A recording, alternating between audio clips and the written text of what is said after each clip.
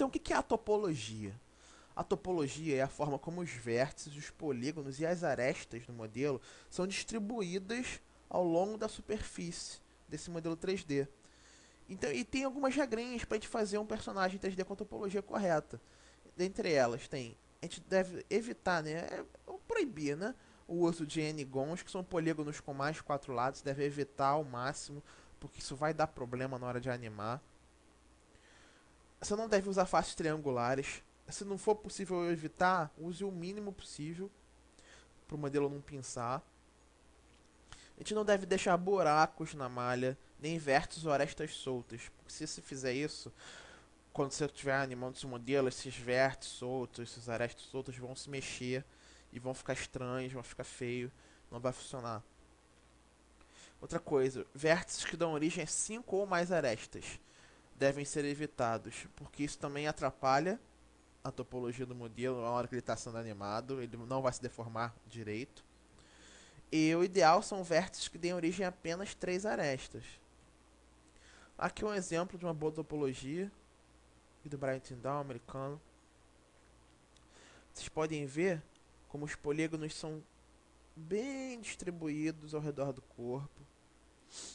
E outra coisa, é bom vocês já atentarem aqui, áreas em que vão ser dobradas, muito dobradas, você pode ver que tem uma definição maior de polígonos. Aqui a gente tem mais polígono na região aqui do nosso cotovelo, na região do joelho, na região do calcanhar, nas mãos tem maior definição de polígonos, a cabeça também aqui não está aparecendo, mas também tem. Por quê? Porque são áreas que vão se deformar com frequência. Então é bom que você tenha uma quantidade legal de polígonos nessas áreas para que elas tenham uma movimentação mais fluida. Já áreas que quase que não dobram, por exemplo, você pode ver aqui o antebraço e a região do bíceps, não tem muita definição de polígono como tem aqui. Por quê? Porque essas áreas não dobram, a não ser que você quebre o braço. Mas numa situação normal, essas áreas não vão estar sendo dobradas em tempo real ou em animação. E o que é a retopologia? Né? A retopologia é o ato da gente reconstruir essa malha 3D com base em outra malha, em um outro modelo. Por exemplo, a escultura digital. Então, atualmente, a gente usa muita retopologia para começar a fazer nossa malha, seja para animação ou para games, em cima da nossa escultura digital. Porque acontece, uma vez que a gente esculpiu todo o modelo, a gente tem a definição, a gente tem lá um personagem, ele tem a armadura, tem o rosto, o corpo dele é daquele jeito, a gente já esculpiu tudo bonitinho, tá lá, legal, tá funcionando, a silhueta tá boa. Aí você pode começar a fazer retopologia, recriar a malha 3D com base nessa escultura, fazendo essa retopologia para games ou para animação. E aí você vai planejar nessa sua topologia os edge loops, que é o que vai permitir que o seu modelo seja animado. Então, tá aqui o exemplo da retopologia, a gente reconstruindo a malha com base na escultura digital. E o que é os edge loops, né, que eu falei? Tá aqui dois exemplos de bons edge loops. O edge loop ele é uma técnica de confecção de malha 3D que diz que as arestas do modelo, suas edges, seus vértices, eles devem seguir as fibras dos músculos, formando os elos ou loops ao redor deles. Então tá aqui um exemplo para vocês entenderem. A gente tem aqui um loop para os olhos, um loop para as sobrancelhas, um loop para o nariz e para a boca, um loop da boca, um loop dos lábios. Aqui na imagem maior, vocês podem ver como existem loops ao redor dos principais grupos musculares do corpo humano. Tem essa definição maior no rosto. Você tem aqui os loops ao redor das costelas, dos seios, dos músculos aqui que definem o umbigo. Aqui um exemplo também do brasileiro, Pedro Toledo. Você tem os edge loops distribuídos no rosto da forma correta, ao redor dos olhos, ao redor da boca. Aqui a imagem do personagem que a gente vai estar construindo no nosso curso. Vocês podem ver que os loops são bem distribuídos seguindo os músculos do personagem. Aqui um close-up para vocês terem uma noção como tem o loop dos olhos, da boca. Então Então, por que, a gente tem que fazer os edge loops? Qual é a vantagem dos edge loops? Eles permitem que o modelo 3D, quando ele for tensionado, quando ele estiver se movimentando, ele vai se movimentar da forma correta, a forma anatômica, sem pensar a malha ficar os polígonos saindo para um lado para o outro, como se tivesse quebrado, ou amassando a malha de uma forma estranha. Então, pra gente saber como que a gente vai planejar esses edge loops, como a gente vai reconstruir uma malha depois de ter ela esculpida, é importante a gente conhecer a anatomia do modelo que a gente está trabalhando, né? E quais são os possíveis movimentos, onde que ele vai estar dobrando, onde vai se mexer, o que vai ser animado. Tá aqui um exemplo do Pedro Toledo também. Você tem um braço construído, um corpo, né, uma malha de um personagem para games. Quando você constrói com a topologia correta, quando ele dobra, a gente faz o tensionamento da malha, ela se comporta de uma forma similar à realidade. Por quê? Por que isso? Porque foi planejada essa topologia de acordo com a anatomia do modelo. Aqui é uma imagem, um exemplo muito bom do Brighton Down americano também. Vocês podem ver como quando a malha é construída com os edge loops, com a topologia correta, quando ela é animada através das técnicas de rigging e skinning, ela funciona de uma forma natural. Ela se tensiona de uma forma similar à realidade. Então, para isso, para vocês saberem como planejar os seus edge loops, vocês têm que saber a anatomia. Não tem para onde correr. Vocês têm que estudar anatomia, vocês têm que saber como os músculos funcionam, como o corpo humano funciona, quais são os possíveis movimentos do corpo humano. Então, peguei essa imagem de referência de Scott Eaton, muito interessante, em que ele faz um estudo anatômico muscular com base na escultura digital. Com base na escultura clássica. Isso aqui também é uma imagem de referência do Frederic Delavier, um livro que eu vou indicar para vocês, em que você tem o corpo humano, fotografias do corpo humano desnudo, e o estudo muscular em cima dessas fotografias. Quais são os músculos que estão ali por baixo? Muito importante vocês saberem isso, para fins de modelagem de personagens.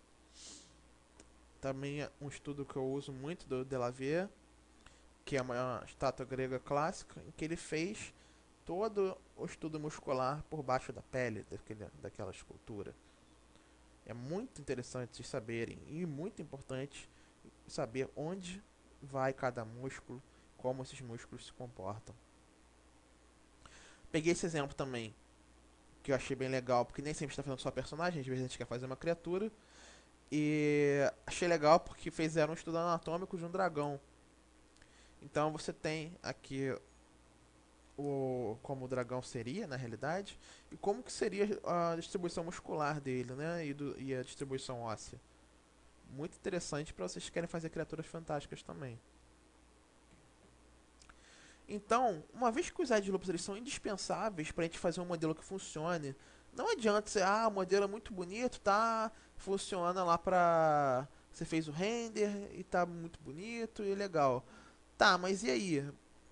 Como é que você vai animar esse modelo? A grande vantagem de se fazer as coisas em 3D, principalmente personagens, pelo menos no meu ponto de vista, eu acredito que seja esse, por isso que você faz as coisas em 3D, é para você animar, você levar aquilo ali para uma pipeline, você fazer ele uma animação para games, fazer uma animação para fins de render. Então, vocês têm que fazer os edge loops, não tem jeito.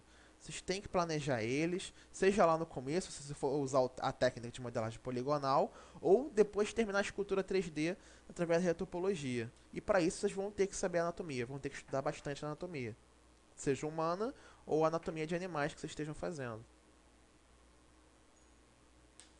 Bem, essa é a bibliografia básica que eu recomendo, que é o livro do Delavier, o Guia de Movimento da Musculação, Abordagem Anatômica.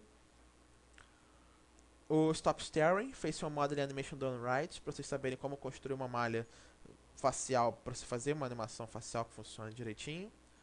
O Anatomy for the Artists, da Sarah Simblett, muito interessante, porque ele também tem várias fotografias muito boas do corpo humano e os estudos anatômicos em cima delas. E uma abordagem prática do Scott Spencer, que é o ZBrush Digital Sculpture Human Anatomy, da Cybex, que é de 2010. Eu tenho, recomendo. CDs, DVDs e tutoriais. Vale a pena dar uma olhada em todos os DVDs do Isaac Petrock. Digital Sculpt Human Anatomy, Human Anatomy Female, The Form of Anatomy, Sculpt em Face Muscle. Vale a pena vocês estudarem isso aqui.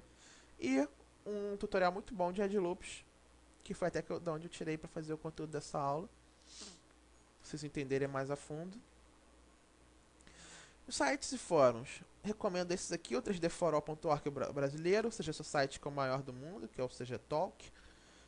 O 3D Total, também muito bom. Game Artisans, para quem quer trabalhar principalmente com jogos. CG Hub, também bem aberto, jogos, animação, render ultra realista. CG Arena, que se não me engano é indiano. É mais recente também, mas tem vários trabalhos interessantes. É bom vocês estarem sempre acompanhando esses sites, eu entro pelo menos todo dia nesses sites, para vocês verem o que está acontecendo na indústria, né? Ou quais são os trabalhos que estão sendo lançados. No CG Society, principalmente, sai muito artigo falando das principais produções, Tron, Avatar, os jogos, Fable 3, o Dead Space, sempre sai uma entrevista, né, com esse pessoal. Não botei aqui, mas acho interessante também vocês darem uma olhada no ZBrushCentral.com, muito interessante, que é só sobre o ZBrush, trabalhos feitos com ZBrush, entrevistas com empresas que usam ZBrush. Site de texturas. Para fins de ser humano, 3DSK sem dúvida é o melhor. É pago, mas é o melhor para fins de texturas. freetextures.org tem as texturas grátis, bom, muito bom também. cgtextures.com era um site, se não me engano, era brasileiro. Eu uso ele há muitos anos. E ele era de graça, hoje é pago. Você pode baixar no máximo até 15 ou 30 MB de graça. Mas as texturas dele são muito boas, o acervo dele é muito bom, as texturas têm alta definição, muito interessante.